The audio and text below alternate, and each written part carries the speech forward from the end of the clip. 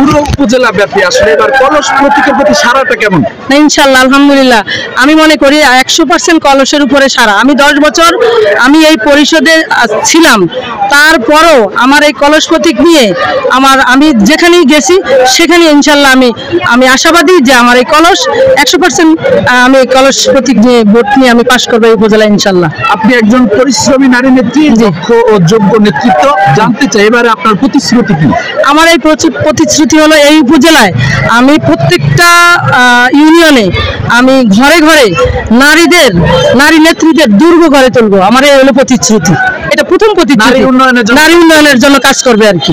এইটার জন্য আমি প্রত্যেকটা ইউনিয়নে তৃণমূল পর্যায় থেকে আমি ঘরে ঘরে সেই নারী উন্নয়নের জন্য আমি এমন কিছু নেত্রী তৈরি করব যেটা আমি অবাক করে দেব এই ভোলাবাসীকে তথা এই বাংলাদেশকে।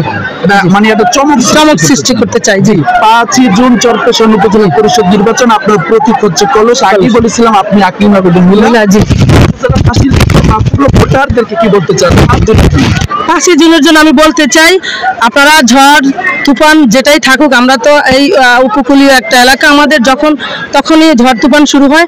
আমি আশা করি এই উপজেলার জনগণ, সাধারণ জনগণ যারা আছেন, মা বোনরা ভাই বোন যারা আছেন, সর্বস্তরের ভোটাররা নেতৃস্থানীয় পর্যায় থেকে তৃণমূল পর্যায়ের সবাই স্বতঃস্ফূর্তভাবে অবশ্যই কেন্দ্রে গিয়ে 5 তারিখে সারিবদ্ধভাবে দাঁড়িয়ে শৃঙ্খলাবদ্ধ রেখে আইন কানুন মেনে অবশ্যই তারা ভোট দিবে, এটা আমি আশা করি।